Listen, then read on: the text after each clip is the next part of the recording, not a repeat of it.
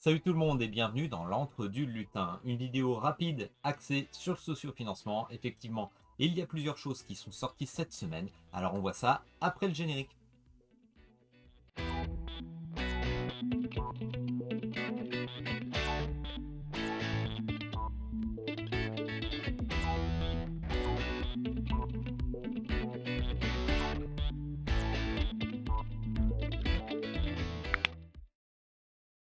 On commence avec un jeu à base de poulpe, encore une fois du Cthulhu, avec Dream Escape, un jeu de plateau à base de cartes, narratif d'aventure pour un joueur, même s'il est mentionné qu'on peut avoir un ami pour jouer chacun son tour le narrateur, un prétexte pour dire qu'on peut être deux franchement.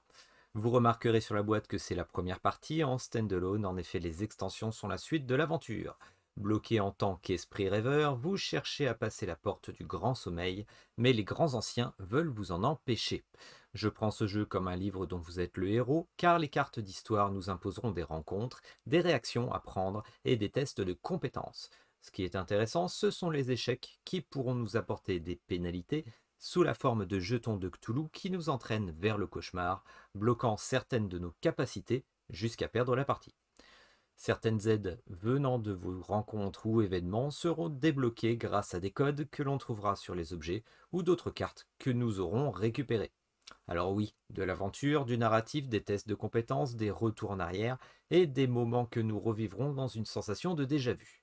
C'est l'élément qui m'intrigue et m'interroge car il est estimé une centaine d'heures de jeu, mais si ce sont des boucles dans les rêves pour nous faire revivre une scène, sera-t-il lassant en nous forçant à rejouer jusqu'à trouver la solution, l'item ou la carte nous permettant de sortir de cette boucle? Le jeu est actuellement uniquement en anglais, potentiellement en français s'il y a 500 francophones sur ce sociofinancement, j'y crois assez peu. Le pledge de base, hors TVA et frais de port, est à 56 livres, soit 65 € environ. À la suite de Flamecraft avec les jolis meeples dragons tout mignons, voici Critter Kitchen pour 2 à 5 joueurs et des parties d'environ 1 heure. Des critiques vont venir dans les restaurants pour élire le meilleur de la ville, et grâce à vos 3 ouvriers asymétriques, vous allez essayer de récupérer des ingrédients et cuisiner les meilleures recettes. Ça me rappelle quelque chose. Ici, pas de dés, nous choisirons tous les endroits dans lesquels nos ouvriers iront chercher des ressources, face cachée, puis un ordre d'initiative nous permettra d'appliquer ces choix.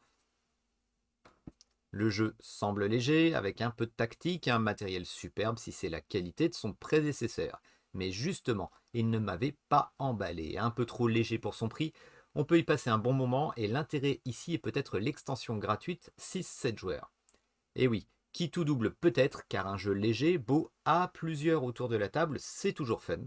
Mais il ne faut pas que le nombre desserve les mécaniques en frustrant certains joueurs qui ne pourront pas anticiper une récupération d'ingrédients, rendant cette phase purement aléatoire. Ici, s'il n'y a plus d'ingrédients, on aura par défaut une soupe qui est un joker. Sans y jouer, difficile de voir si cet effet sera frustrant ou trop source de chaos. Alors pour 40 $ en version de base, ajouter les taxes et les frais de port, je dirais d'attendre la version boutique et la traduction car ici, ce n'est que de la VO. Si vous voulez du Game Trays et des jetons en bois pour la version de luxe, ce sera 80 $ hors taxes et frais de port. The Old King's Crown est un jeu que j'attendais grandement, de 1 à 4 joueurs, de 60 à 90 minutes. Un jeu proposant de l'enchère, du bluff, de la gestion de main, un peu de contrôle de territoire et finalement un soupçon d'engine building grâce aux cartes posées sur le trône par exemple, un gros mélange de tout, servi par une direction artistique que j'apprécie. Des factions asymétriques vont s'opposer chaque round pendant les saisons. On débutera par du placement de vos meeples, puis nos cartes face cachée devant certains territoires amenant du bluff et de l'attention, et en révélant les cartes, activant les réactions, le tableau, l'histoire se met en place pour récupérer des récompenses, de l'influence et ainsi de suite. Un mode solo est présent, il semble assez intéressant même s'il perd l'aspect bluff, mais il a une part de hasard des cartes qui peut renouveler le genre. C'est disponible sur Tabletop Simulator, mais je ne l'ai pas testé car un peu refroidi par le prix. Oui, 60 € le jeu de base avec uniquement un jeton métallique en récompense pour les pledgers, pas de stretch goal, des taxes et des frais de port, cela monte la facture un peu trop haut pour un jeu dont seule l'extension justifierait de la prendre lors du socio-financement. Il sera traduit par Matago, alors à vous de voir. Orange Nebula sort un nouveau jeu et je n'ai toujours pas craqué pour Unsettled. Ici, Spiritfire se veut être un jeu solo dans un monde persistant dans lequel vous jouerez jusqu'à plus soif à l'infini. À voir les informations que l'on a, un mélange de monde en évolution avec des territoires formés par des cartes, un petit côté puzzle games avec les énigmes dans un livret, des polyomino pour une partie de l'évolution de cartes et une gestion de deck, des dés pour activer les combinaisons et un effet du puzzle du moment suivant vos cartes choisies.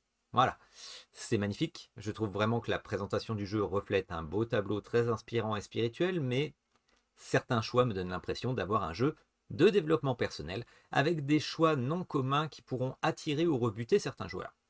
Pas de combat mais des défis, pas de cartes équipement mais des cartes simulant votre apprentissage, pas de quête principale mais différents arcs que vous pourrez suivre. Ce dernier point peut vraiment bloquer certains joueurs dans l'expérience proposée. Ce jeu est solo, mais si un ami vient avec sa character box, vous pourrez jouer ensemble autour du développement de votre personnage. Alors c'est original, mais pour ma part un peu trop flou, je ne sais pas si j'adhérerai, et pour l'instant ce n'est qu'en anglais. À 99$ pour l'offre de base, hors taxes et frais de port, estimé pour l'instant à 38$ pour ce pledge, il est peut-être urgent d'attendre voir si une localisation sera possible. Dans Wondrous Creatures, une île est découverte et vous tentez de collectionner des animaux inconnus. Un jeu dans la continuité des créations de Bad Comet, de 1 à 4 joueurs et pour des parties de 40 à 80 minutes estimées. C'est un peu large et d'expérience comptez sur l'estimation la plus haute.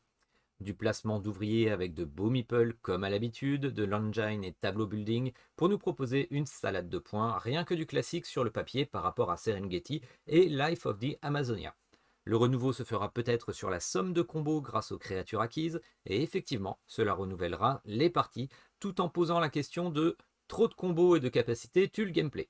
À voir dans ce jeu, car ce qui est présenté en vidéo m'interroge sur ce point. Autre chose intéressante, les succès que l'on peut choisir de ne pas valider de suite pour maximiser des points, mais à faire avant qu'ils ne nous passent sous le nez. Graphiquement moins flashy que les précédents jeux de l'éditeur, un peu plus cosy et tendre, la patte graphique me plaît. Le jeu de base est disponible à 55$ hors frais de port et taxes, et la campagne ne propose que la version originale. Je vais passer plus rapidement sur des petits projets. Nocturne, un beau jeu de collection et de puzzle, beau mais qui ne m'a pas plus attiré que ça, car le shipping est équivalent à la moitié du jeu de base sans compter les taxes. Par contre, si vous le voulez, il y a une version print and play pour 5€ et un mode solo. Bon courage, il y a du matos. Keep the Heroes Out est vraiment un jeu qui m'attire depuis sa sortie, me rappelant mes sensations de Dungeon Keeper que certains de ma génération ont arpenté sur PC. Il est proposé une extension avec des boss, cela peut être l'occasion pour certains de l'acquérir, avec des boss qui débarquent dans le donjon, chacun avec une mécanique particulière.